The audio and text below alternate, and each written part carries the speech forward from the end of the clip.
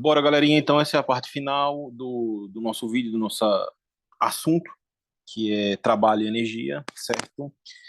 A gente tava vendo aqui exemplos não, a gente trabalhou com 1D e 3D, certo? Mas basicamente para movimentos conservativos, forças conservativas, ou seja, coisas que não dependem da trajetória. Alguns minutos atrás, no vídeo anterior, eu mostrei que o trabalho da energia mecânica ele depende da trajetória, do trabalho de atrito. Então, obviamente, como ele depende da trajetória, ele é uma força não conservativa. Tá.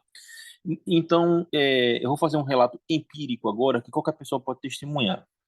Se você pegar uma superfície e vamos supor que ela seja mais ou menos lisa, mas não exatamente lisa, haja algum atrito de contato nela. E você passar, por exemplo, um livro, um caderno nessa superfície, durante um período de tempo determinado, você vai perceber que tanto o seu livro quanto a superfície que você estiver esfregando, elas vão aquecer. E esse aquecimento se dá porque a energia desse atrito ela está sendo transferida para os dois corpos, tá?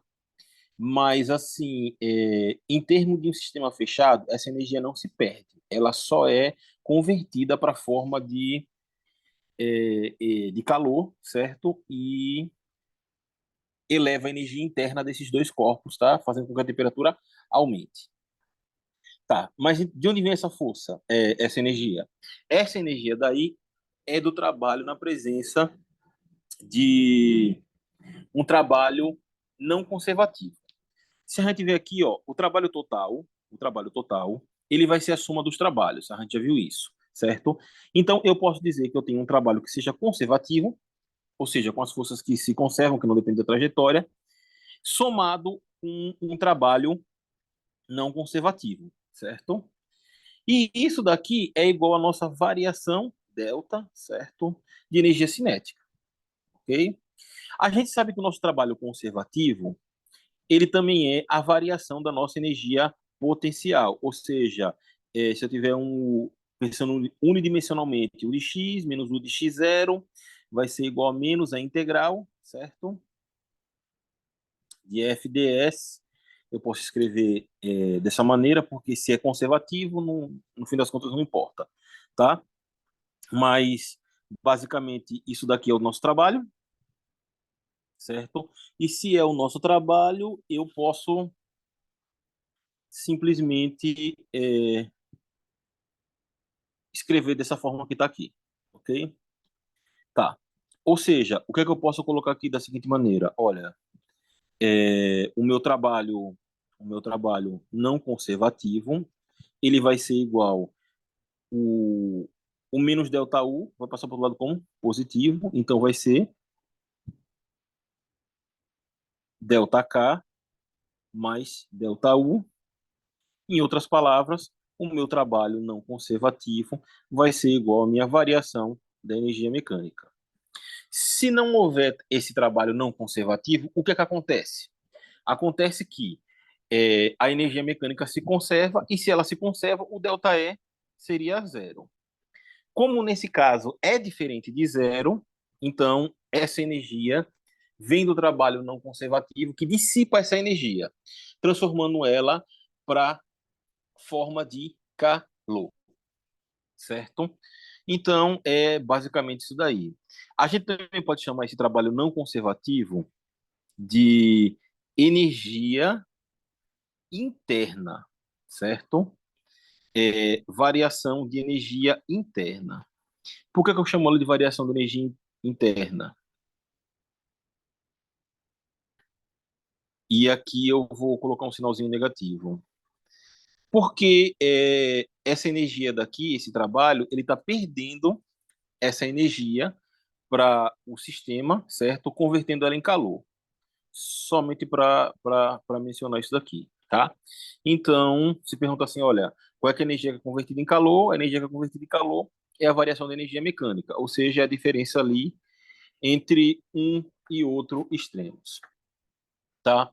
Então, vamos fazer o seguinte, é um exemplo muito simples. Imagine que você tem um sistema massa-mola, Imagine que você tem um sistema massa-mola, certo? Você tem o sistema massa-mola, onde a sua posição de equilíbrio é aqui, o zero, tá? E você abandone um peso de massa M em torno de uma posição, certo? Qualquer. E o que eu quero que você determine é qual é a velocidade desse bloco, certo? Qual é a velocidade desse bloco nesse ponto zero? Qual seria a velocidade em zero? Bom, nesse caso daqui, a gente vai considerar o seguinte, olha, o meu movimento, né, a minha força elástica, ela vai estar vindo para cá, certo? E vai haver, gerar uma força de atrito contrária a esse movimento, na primeira parte, né? Depois que ele passar pelo bloco aqui, certo? Depois que ele passar por aqui, ó, vou dizer que é o mesmo bloco, certo? Só que agora ele vai ter, ó, uma força fel, tá?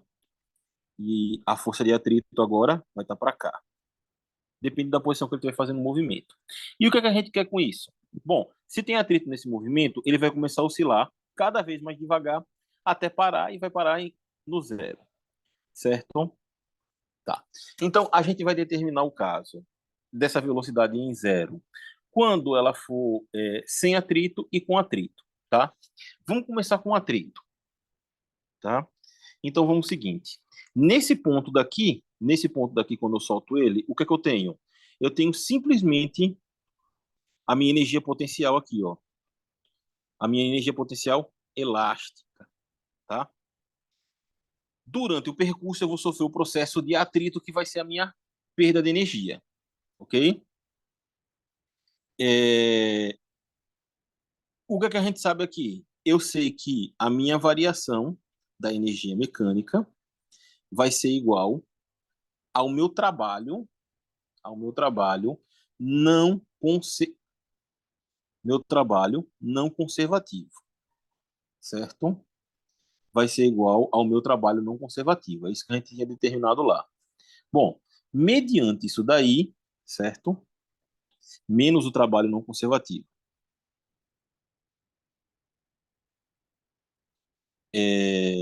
Opa, não, menos não. Sem esse menos. Já estou cansado, desculpe. Menos o trabalho não conservativo. E quem é que é esse daqui? Se você for considerar, esse daqui vai ser a variação da energia mecânica no fim, menos no início. O que quando a gente trata no início, a gente passa no ponto de equilíbrio, tá? Quem é que vai ser? Inicialmente, nesse ponto daqui, o que é que eu vou ter? Eu vou ter só a energia potencial elástica e aqui eu vou ter a minha velocidade, tá? Então, aqui eu vou ter um meio de m v ao quadrado, certo? E aqui eu vou ter menos kx2 sobre 2, certo? Nesse caso daqui,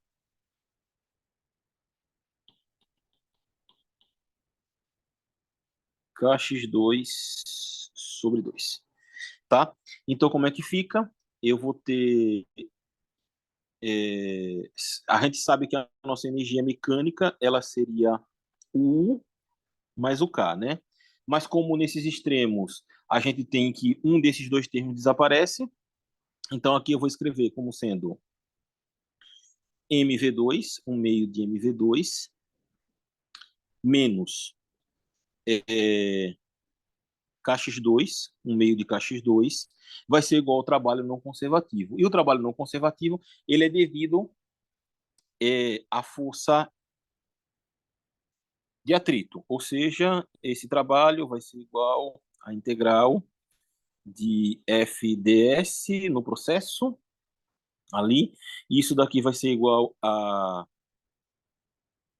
mg, que é da normal, né? Menos mg, vezes mi, certo? Vezes o deslocamento que é esse D. E D vem a ser isso aqui, certo?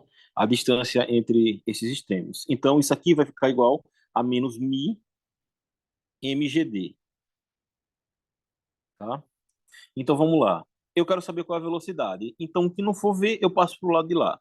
Então, eu vou ter o seguinte, eu vou ter 1 meio de mv ao quadrado, vai ser igual a 1 meio de kx2 menos mi mgd. 2 passa para lá, a massa passa dividindo, então eu vou ter o seguinte, ó, v ao quadrado vai ser igual a k sobre m, x ao quadrado, menos mi. Aí aqui, esse m com esse m daqui vai cortar, né? Então vai ser mi gd. Então eu posso escrever o meu v ao quadrado como sendo, v ao quadrado não, perdão, o meu v como sendo a raiz quadrada de km x ao quadrado menos mi g d. E isso aqui faltou um 2, tá? Perdão. 2 mi gd. Tá aqui a minha velocidade naquele ponto. Isso daqui é o caso com atrito, tá? Se eu não tiver atrito, o que que acontece? Se eu não tiver atrito, o meu mi é zero. Se o meu mi for zero, toda essa expressão daqui, ela vai ser zerada, certo? O que é que sobra para mim? V é igual a K sobre M x, que foi o resultado que a gente encontrou anteriormente. Ok? Tá.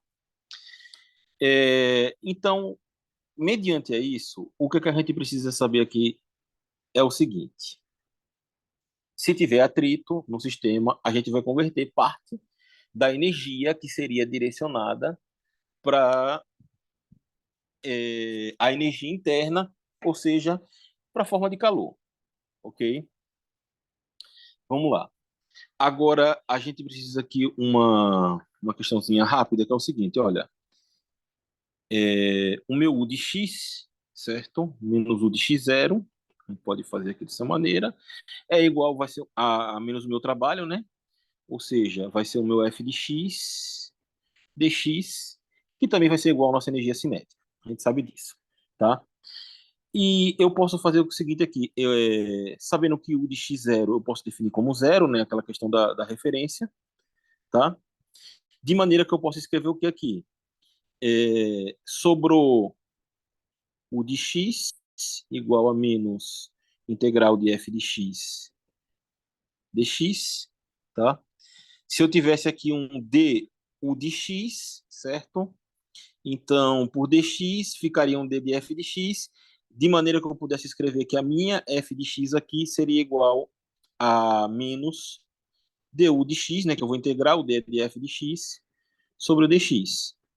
Isso aqui é uma derivada, tá? Quando vocês estiverem estudando o cálculo 2, vocês vão ver que é o seguinte, a derivada de um ponto, se essa derivada for zero, ou seja, se a força nesse ponto for zero, tá? A gente vai dizer o seguinte: se isso daqui for igual a zero, a gente vai estar onde? É,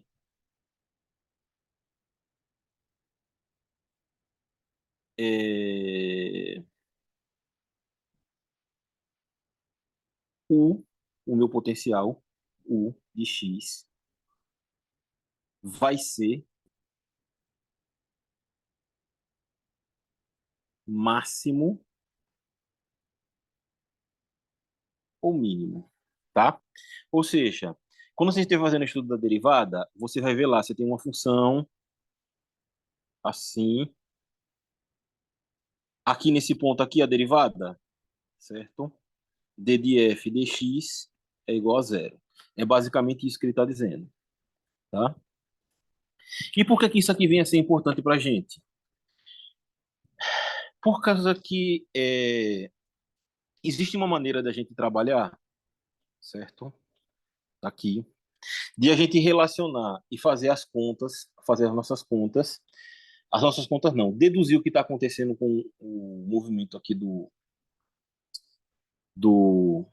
da partícula, sem a necessidade de executar nenhuma conta, ok? Tá. E como é que a gente vai fazer isso daqui? Bom, primeiro de tudo, existe uma energia E aqui, essa energia E é a energia mais alta aqui, certo? De maneira que eu posso dizer aqui, repare só, olha, todo o sistema ele está abaixo desse E.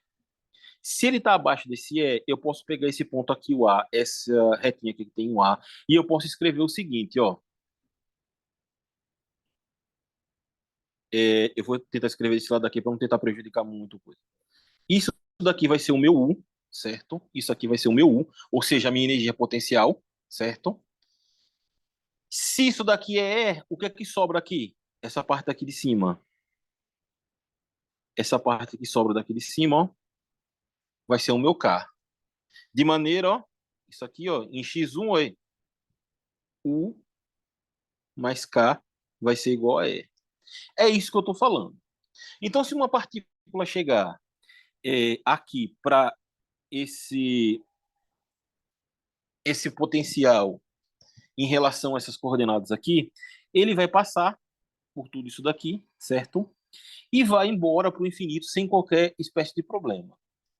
Mas se eu tiver uma energia que esteja abaixo disso, aí a minha relação já vai mudar. Vamos começar por aqui. Essa energia daqui, essa partícula de energia é linha. Note que essa partícula de energia é linha, ela está abaixo da energia de E. E ela também ela é uma energia que se encontra abaixo da energia cinética. Note que é o seguinte, ó, a energia cinética da partícula ela vai estar aqui para cima, certo? Tudo isso daqui é potencial, tá? Então, ela não teria energia cinética nesses pontos. Isso aqui tem um detalhe interessante que é o seguinte: imagine que você tenha, por condição, você acabe caindo nesse ponto aqui. Eu vou tentar botar de vermelho para ver se fica, tá? Ó, aqui em X4, certo? E em X2. Se por acaso houver uma condição na qual a partícula possa cair nesse intervalo que vem de D a E aqui, certo? Nesse intervalo de D a E aqui, essa partícula ela vai se movimentar aqui, certo? Porém, ela não vai escapar. E por que ela não vai escapar? Porque ela não possui energia cinética para fazer, para poder sair daqui, certo? Ou seja, ela vai oscilar daqui para cá, indefinidamente, ok? O mesmo vai acontecer se ela tiver entre B e C. A esses pontos B, C, D e E, a gente chama de ponto de retorno, ou seja, é quando a partícula ela não possui energia para escapar desses pontos, tá? E aqui, ó, você tem um mínimo, certo? Um mínimo, certo? Isso significa que a variação dessa energia daqui em relação a dx é zero, aqui também em x2, e aqui em x3, olha, aqui, olha, você tem um máximo, certo? Você tem um máximo. A esses pontos aqui, esses fossos, a gente tem três nomes aqui, ó. Ó, vamos lá. Eu vou, para não bagunçar muito, eu vou fazer em separado, tá? Imagine que eu tenho isso aqui, ó. É um ponto, é um poço, certo? Um gráfico de poço com um mínimo, certo? Ele possui um mínimo. Isso aqui a gente chama de equilíbrio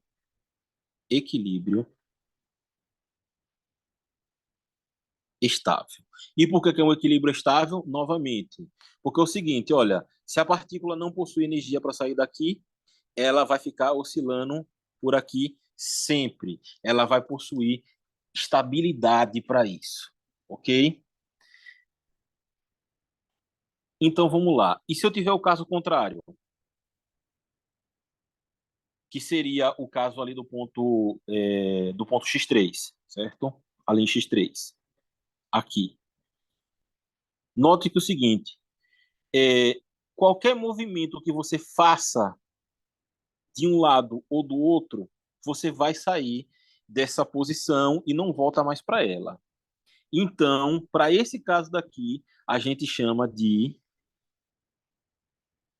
equilíbrio instável. Se o ponto for de mínimo, o equilíbrio vai ser estável. Se o ponto for de máximo, o equilíbrio é instável. E por fim, tem esse ponto x5 aqui, ó. Note que isso aqui é constante, certo? Se é constante, você também está tendo uma variação, certo, de energia aí nesse ponto x5, certo, em relação a x, e ela também está sendo zero, tá?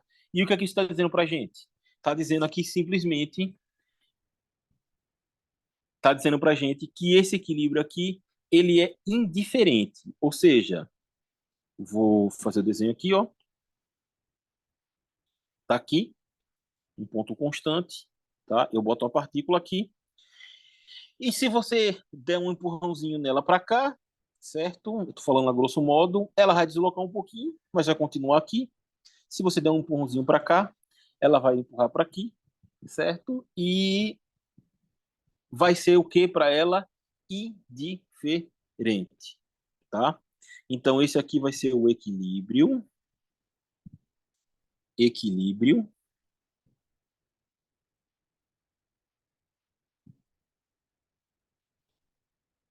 equilíbrio indiferente, tá? Então, são esses três tipos de equilíbrio que a gente possui no nosso sistema, tá? Existe um diagrama de energia bem comum que a gente trabalha, certo? Vou fazer ele aqui, tá?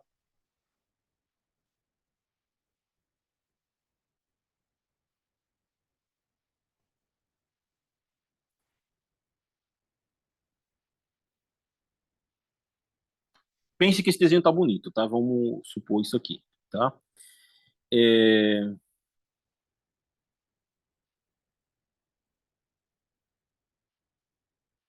e tá perfeito.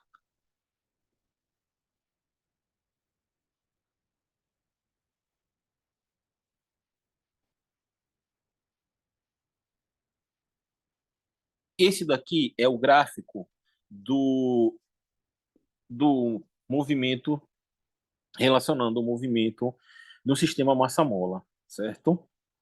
Ou seja, olha só, a questão que a gente estava falando aqui é, primeiro, esse gráfico possui o quê?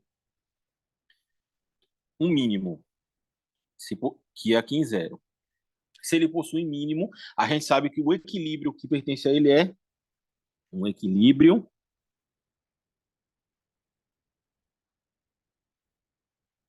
estável, tá? E a gente vai pensar o sistema massa-mola sem atrito. Por que sem atrito? Porque simplesmente, se você perturba o sistema massa-mola e solta, ele vai começar a ficar oscilando, certo? Ele vai oscilar em torno do ponto zero indefinidamente. Nada vai atrapalhar esse movimento, tá? Então, ele vai ser um equilíbrio estável, ok? É, certo, vamos lá. Ah, sim.